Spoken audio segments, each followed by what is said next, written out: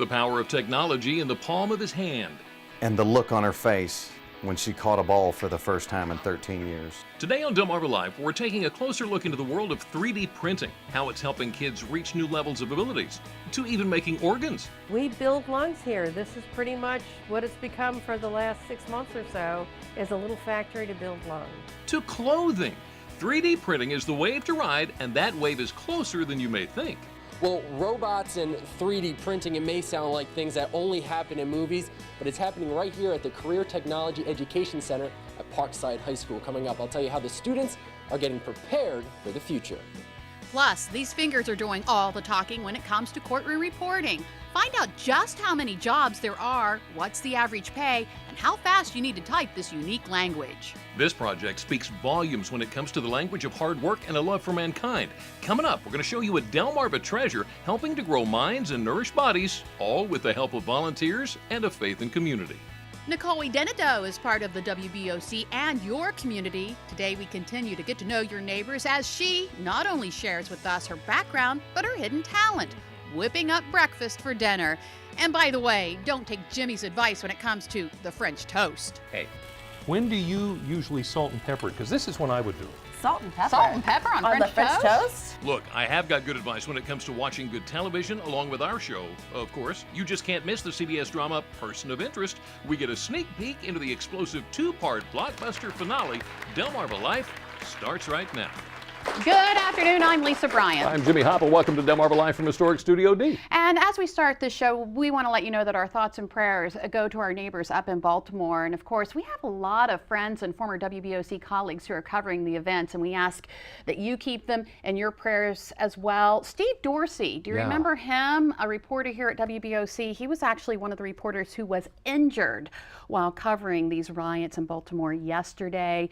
I think he got hit in the head, he got hit in the knee. In the legs. And he's facing surgery now. He's facing surgery, but you know, he's ready to get back out there and cover it. Isn't that amazing? It is amazing. Great people there. Well, there's another big story that a former WBOC reporter is working on in the earthquake in Nepal. Do you remember Oren Lieberman? Well, this is Oren doing a report from there as all of this is going on right now. Now, relief is trying to get into Nepal this afternoon after Saturday's massive earthquake. The biggest problem now, though, is that Kathmandu's airport is too small to handle all the planes and all the traffic that's coming in. You know that teams from Delaware and Virginia are already on the way, if they're not already there. But did you know that we already have someone from Dagsboro working to get there? This is Amy Kaufman and her daughter Holly. They were in Rishikesh, India, trying to make their way to Nepal on a non-emergency charity mission for their nonprofit group when the 7.8 magnitude quake hit. Their foundation was started after Amy Kaufman's other daughter, Shauna, died 6 years ago in a car accident. That was near Georgetown. The foundation's work has involved art projects in Shauna's name and a trip to Nepal to teach them English there. Wow, we're keeping them in our prayers as well. Yes. So you know, Memorial Day isn't that far away, and the Run to Remember Memorial Day 5K Run Walk is coming up in Salisbury. Area residents are invited to honor those men and women who have made the ultimate sacrifice while serving our country. Awards presented to the top 3 male and female finishers in 5 age categories, and walkers are welcome to take part in all or a portion of the race. The event begins and ends at the Wicomico War Veterans Memorial in front of the Wicomico Youth and Civic Center. Check-in and registration begins at 7 a.m. and the race will start at 8 a.m. Your opportunity to do something you don't get to do all the time. You want to talk unique opportunity. Get this, a Wicomico County 6th grader. This week, this is Osman Yahya of Bennett Middle School. Osman has been chosen to interview President Barack Obama tomorrow on a virtual field trip event in Washington. It's going to be broadcast nationally and highlight the importance of reading and digital literacy. Osman's going to interview the president at the Anacostia Neighborhood Library on his favorite books and his love of reading. That is so cool. How cool is that? That is very cool. You know, it's a beautiful time of year to go for a walk, and St. Michael's is a beautiful place to do it. The St. Michael's Museum is expanding its walking tour selections and inaugurating a new short tour on Saturday afternoons beginning this weekend. Now this year, There will be 3 different tours offered on a rotating basis. A new tour, St. Michael's During the Civil War, has been developed by historian Betty Seymour and will be given on the second Saturday of each month. I think I'd like that one. That would be a good one. Now, there are a lot of people who are finding out what we already know. We have got the best coastal small towns. As a matter of fact, 3 Delmarva towns made USA Today's 10 Best Reader's Choice Awards for Best Coastal Small Town. Rehoboth Beach, listed as number 4, St. Michael's came in at number 7, and Chincoteague, number 8. And speaking of coastal towns, Bill Mitch was telling us about Tangier and Smith Islands yesterday. I mean, they have the whole coast around them. Here's your chance to learn more about the Bay. Phillips Wharf Environmental Center brings together experts, scientists, watermen, and authors, along with fun for children, live music, food, wine, and beer for a free family event. That's going to be on Saturday.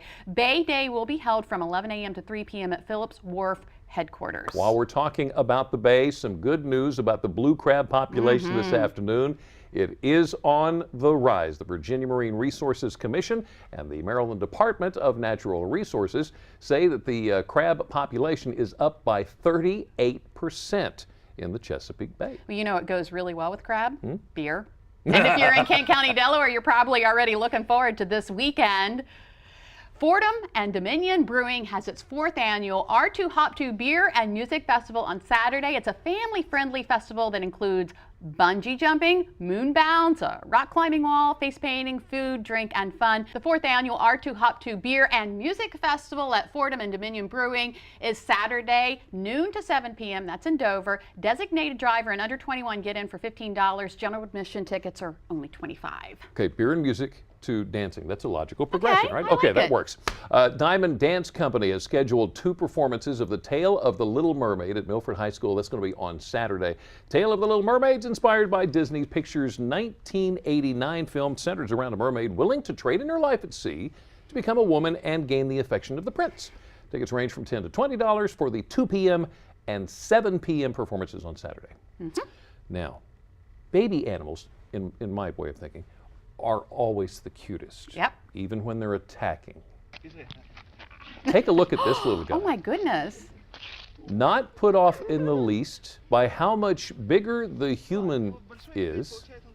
Oh no, he is ready to tear this guy limb from limb. Now, you know, you kind of got to admit, that's pretty cute. It is cute. This video has already had over 8 million views. And it's all fun and games until suddenly you realize Mama Grizzly's going to come charging out of that fog. Exactly. Well, he's a little guy, but he sure is persistent, much like the researchers involved with 3D printers. After the break, you'll get to meet Jack Carter, the 5-year-old who was born with only one hand. But thanks to a 3D printer and a little help from his favorite superhero, he now has a brand new hand.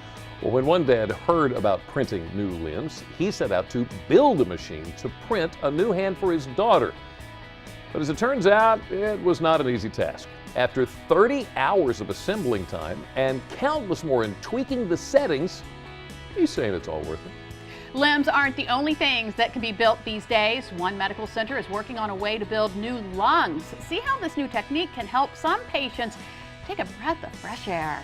And we are breathing in the delicious smells coming from the DelmarvaLife kitchen. A little later on, we're making breakfast for dinner and getting to know WBOC's Nicole Edenedo. DelmarvaLife, we'll be right back. DelmarvaLife is brought to you by Sussex County Federal Credit Union, guiding you to your financial future. Peninsula Regional Medical Center, honored to serve the entire Delmarva Peninsula since 1897. Your local York and LG dealers, and State Farm Insurance. Like a good neighbor, State Farm is there.